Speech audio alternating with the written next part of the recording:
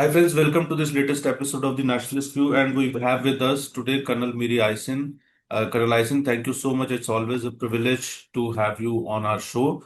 And let me briefly introduce Colonel Eisin. Colonel Eisin is a former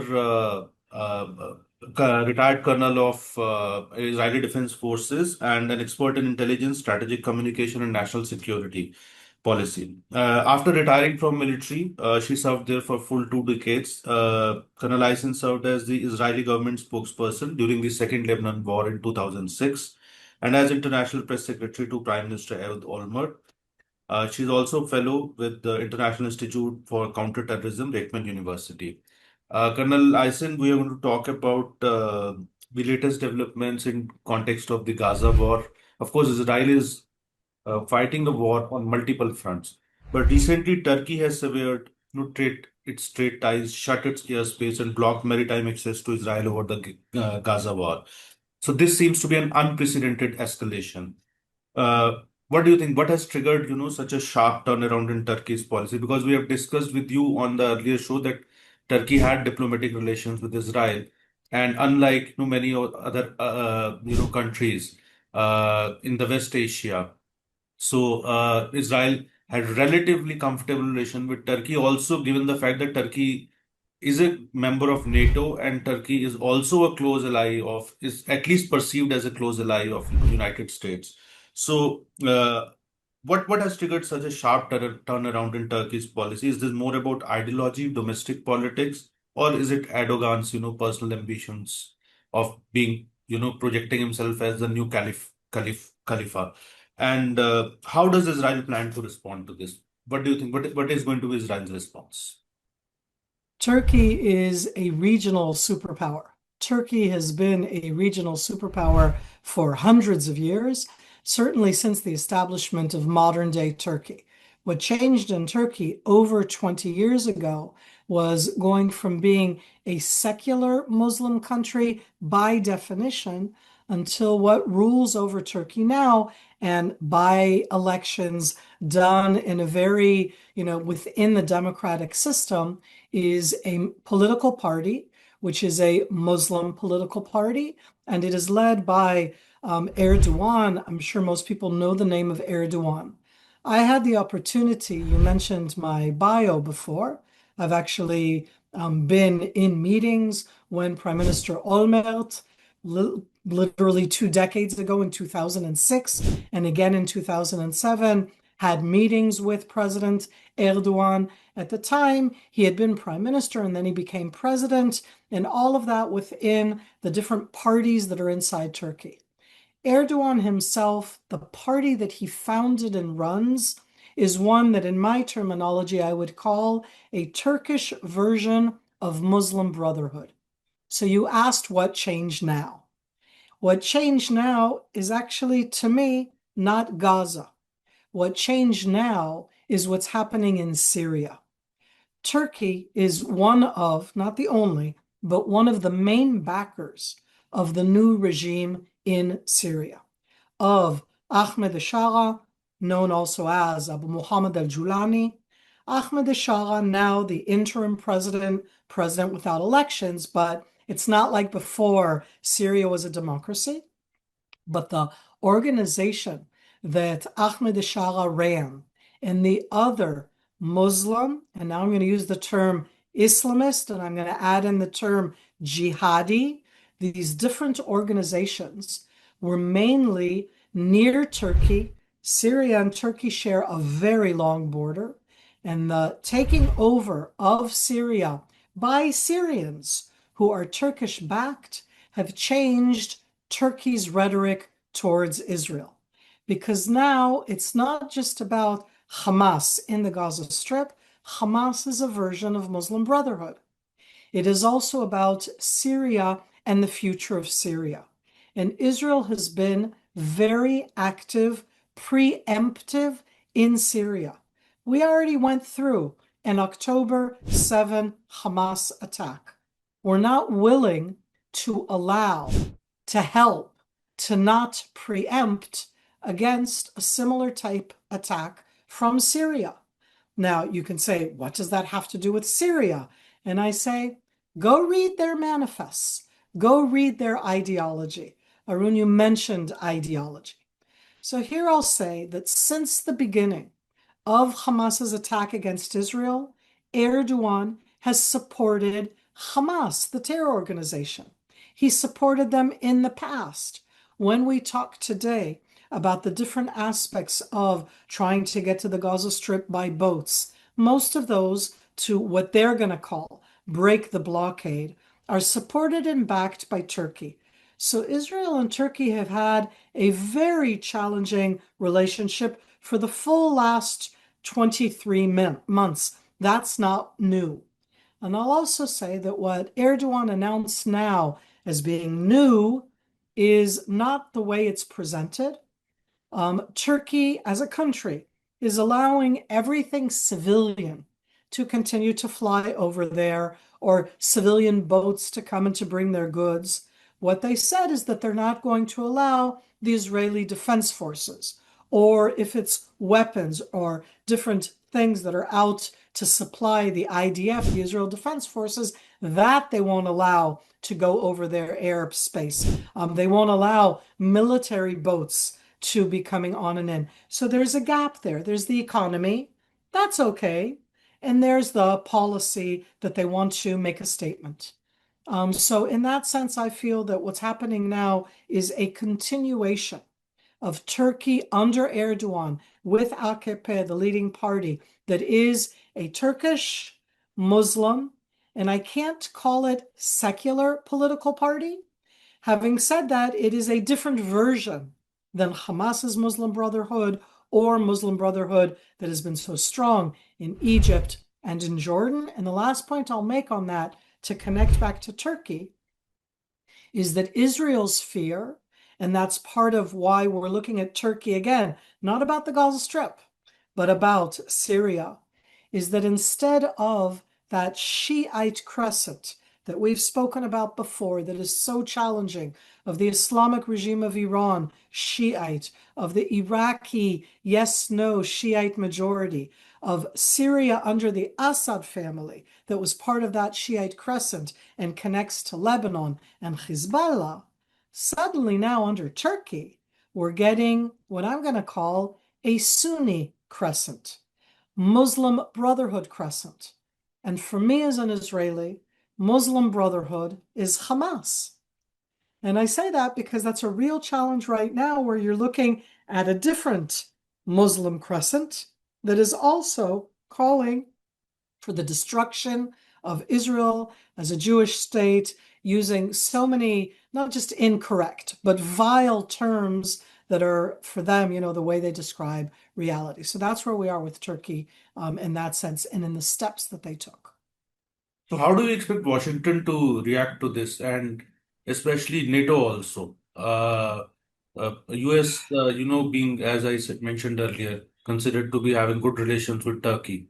So, though that's considered to be a paradox in this part of the world. So, but probably we'll leave that for some other day. But looking at it from the Israel's perspective, purely Israel's perspective, so how do you see the role of Washington in this context? Arun, I'm always very wary. I don't like to predict in any way what President Trump will do. So I'm going to say Washington administration, and I'm going to say President Trump. President Trump has stated that he has an excellent relationship with Erdogan. If he says that we are one of his strongest allies and partners, I would expect him, President Trump, to talk about this with President Erdogan of Turkey. Will that happen? I don't know. President Erdogan right now has a complex relationship, complex, not an easy one, with Congress in the United States, which is, again, it's not the administration, but it's the one that passes the laws. It's the one that defines also, entry into the United States, visas into the United States. And as you said, Turkey is a member of NATO. Turkey is a member of NATO. There are both US bases in Turkey, but Turkey itself, with Turkish armed forces, is part of NATO. Right now, we are seeing Turkish armed forces building, instead of Iran, Turkish bases in Syria. Why are there Turkish bases in Syria? And Turkey is a member of NATO. These are things that I, as an Israeli, would want and expect President Trump to talk about with President Erdogan to stop it from happening. I do not expect, and I want to be clear about this, I do not expect NATO to expel Turkey. Turkey is an asset for NATO, mainly because of Turkey. It's its location. It's edging towards 100 million people. It's a very large country. It borders Iran. Most people aren't aware that they actually share a border. It has a very important relationship with all of the Stan countries that are south of Russia. Many of them are Turkish version, Turkish speaking countries, Muslim countries. So it isn't that NATO is going to throw out Turkey. Israel is an observer in NATO. We're not a member of NATO. And most definitely, I can see over the last not just 2 years, even longer than that Turkey tries to block any participation of Israel in anything NATO does. That's not new from the last week. I'd even say it's not even just in the last 23 months of the war against Hamas in Gaza and the multi-front war around us. It was before that. The funniest thing, just to end that, is that Israel and Turkey, or Turkey and Israel, have not yet severed their diplomatic ties. I don't know what's left of their diplomatic ties, but it hasn't yet been officially severed. We have discussed this question, the larger, what you call the great game, which is happening in the Muslim world, is that Qatar, Iran, Saudi Arabia, and Turkey. So all of them are competing with each other to become the leader of the Muslim world. So do you see this latest move by Erdogan in context of Israel from this prism also? Absolutely. I think that in this case, what we're looking at is who leads the Muslim world. And let's remind our viewers a bit of the numbers. The most populated Muslim country in the world is east of you, that's Indonesia. And after that, you get to Bangladesh, Pakistan, and India itself, that each have over 200 million Muslims. And together with Indonesia, if you add in the fifth one, is Nigeria, that also has over 200 million Muslims. Those are five, all of them Sunni countries, none of them Arabic speaking. And then you get to Turkey. And Turkey is also not Arabic speaking, and it's edging in to, it's over 90 million people already, edging to 95 million. So just look at numbers. Who leads the Muslim world?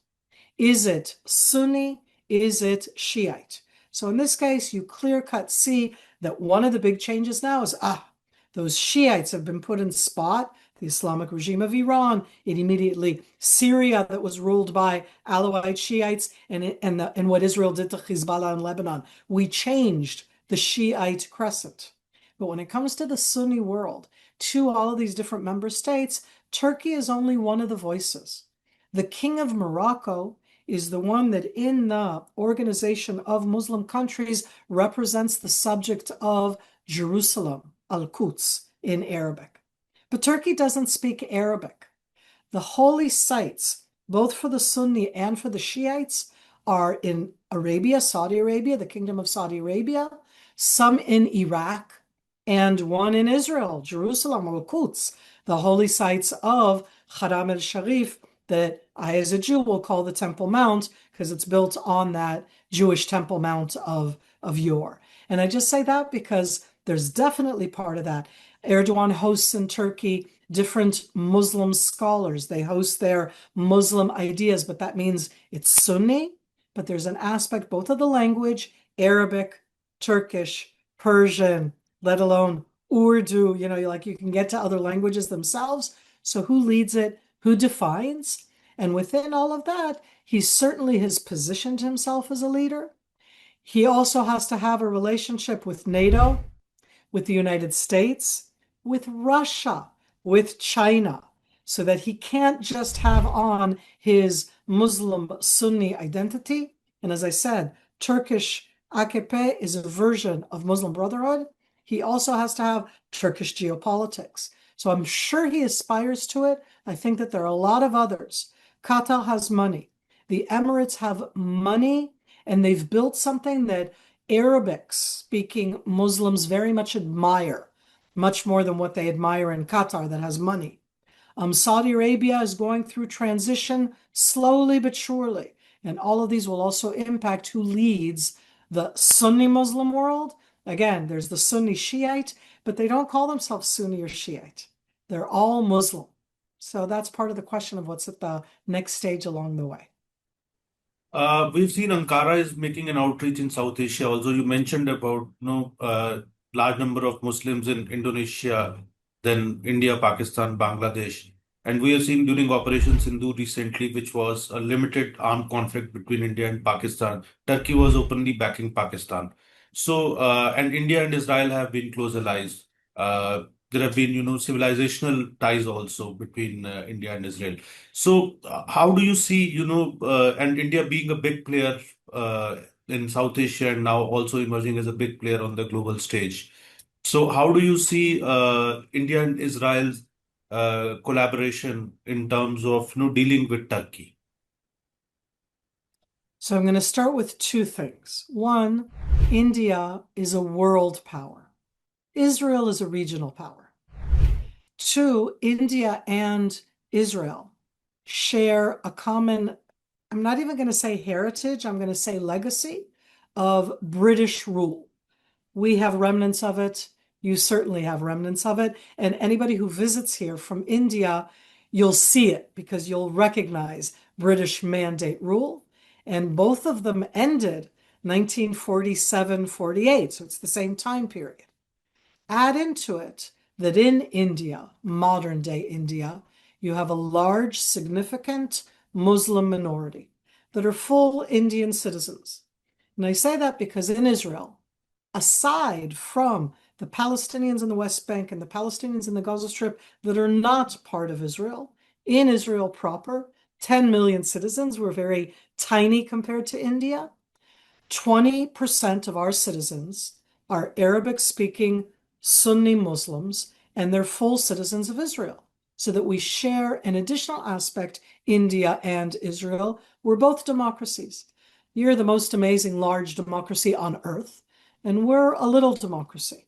And I think that what we share in that sense is both legacy and heritage from the past, partition, such a challenging term, the idea of how you live with the minorities in your country, how you both incorporate them and also view and understand the challenge that they are. Because I don't only want to look at my minorities as a threat. They're also citizens of the country. How do you balance that? Okay, is the potential as part of the country and a potential for a threat. You don't want to overdo that. And I think that in that sense, look how many things I just said are in common. And what I love is that over the last 2 decades, because it's really been only in the last 20 years and very much over the last 10 years, we're finding that common ground in understanding what the enemy is, how you deal with it. It isn't all the Sunnis in the world. It isn't Indonesia for that matter. Or, if you look at other countries around, it's understanding the extreme elements within Islam, looking at Islam, not that the problem is Islam per se, but to try and understand how there are portions within Islam that go to extremities. And I'll remind us all, Arun, as somebody who is both a fellow and researches terrorism, everybody has terrorism. Never deny your own terrorism. I'm sad to say, but I acknowledge that there are Jewish terrorists, there are Israeli terrorists, and they need to be called that. And in Israel, we call them out and we put them in jail and we say, that's not the way.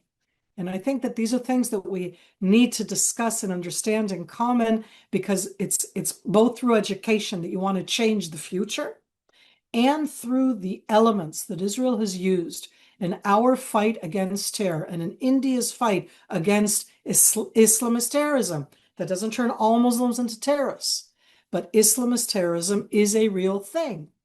And Erdogan, to connect it also back to Turkey, backed in Syria organizations that worldwide are called terrorist organizations. And Turkey backed them as being Muslim. Okay. And I look at them and go, they targeted civilians, they killed civilians, they call for the annihilation of Jews, amongst others. That's a terrorist organization, not a political party. And because of that, I think that we have a lot in common on looking at all of these different elements, at fighting the capabilities of terrorism, the ideology of terrorism, the threat itself, and always in a refined way so that we don't make generalizations about all people, and we both keep ourselves safe, keep civilians safe, and make sure that terrorists are not the cool, hip, in thing. Because right now, as an Israeli, I can't go anywhere in the world without being vilified. I mean, I literally worry about going to Europe because I'm recognized.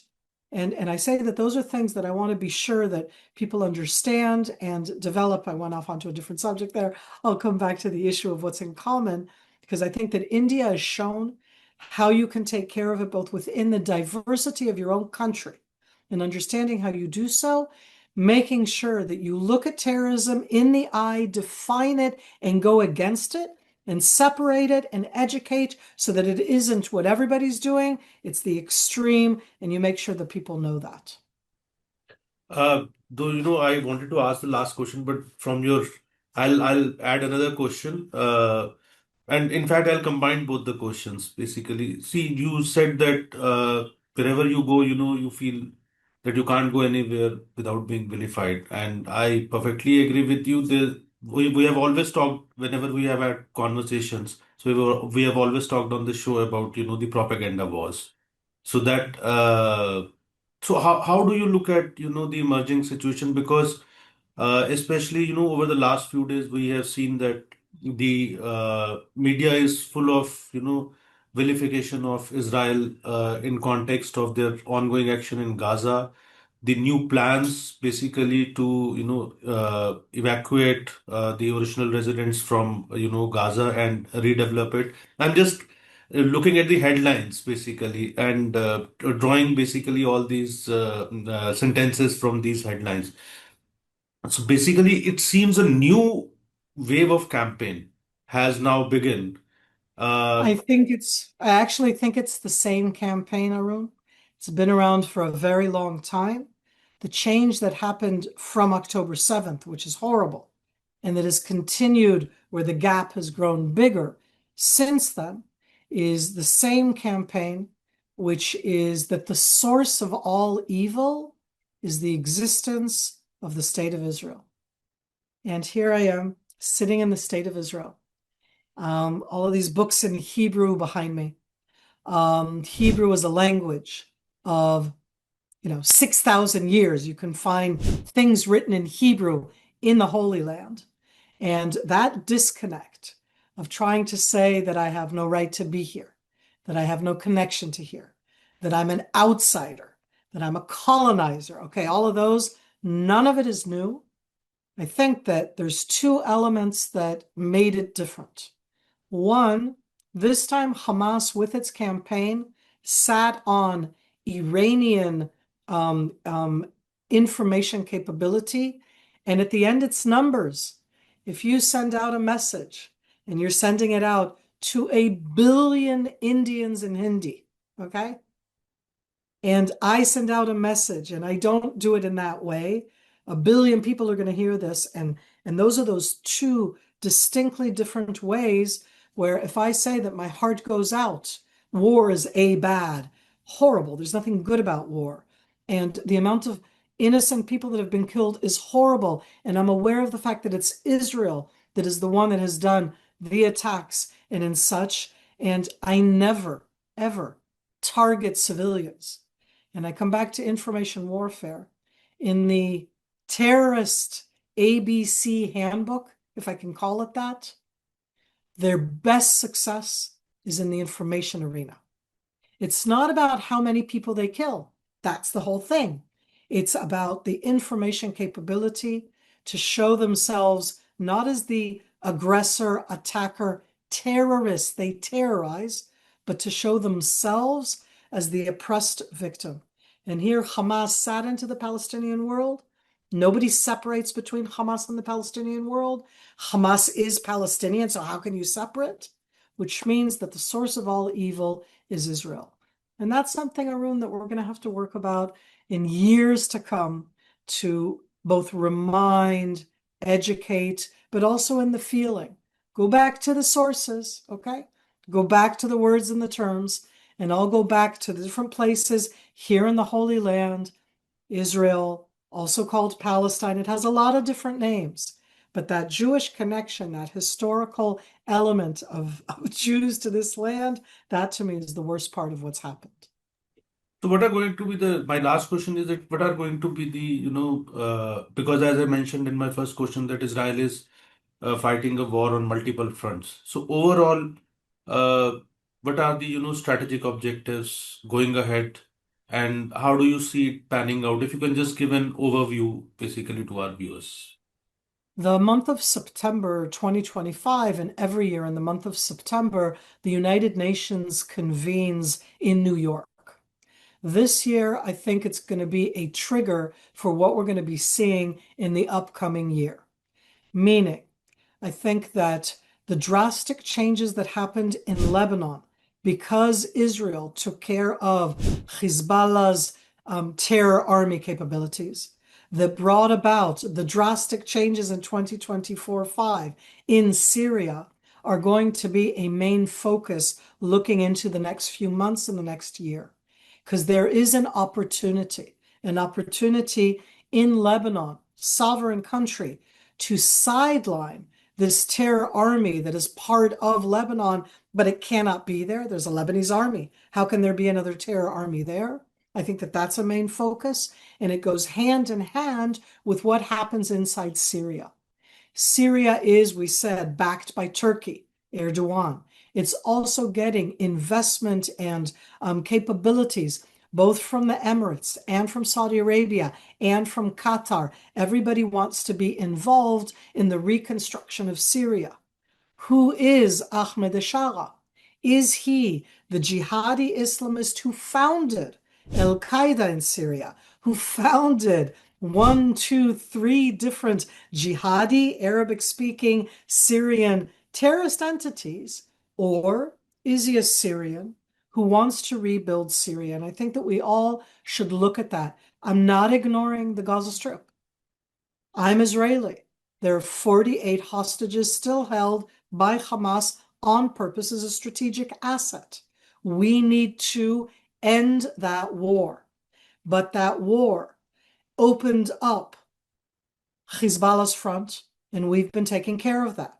The war that Hamas started because of what we did with Hezbollah impacted Syria, impacted Iran. Look at all of these different elements.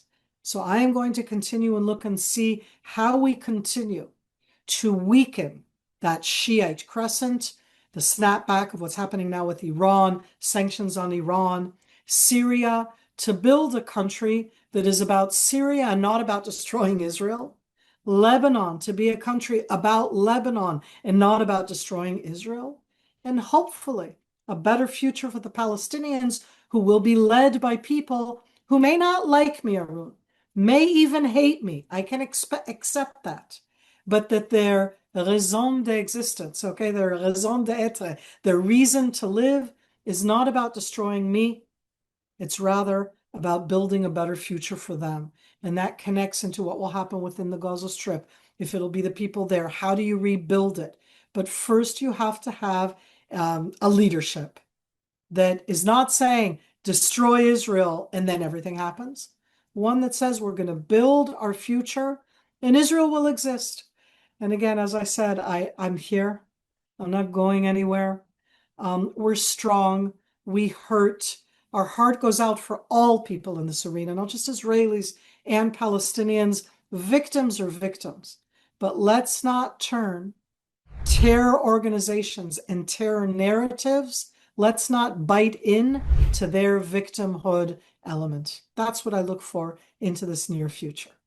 Thank you. Thank you, Colonel Eisen. Always, it's a privilege to uh, have your insights and the perspective you bring in. And thank you so much for taking time out from your busy schedule. And we'll be back soon with another topic and another discussion. But of course, we'll continue to track what is happening in West Asia and the Israel's Gaza war and, of course, Islamic radicalization all over the world also. Thank you so much, Kanal. Thank you all so much.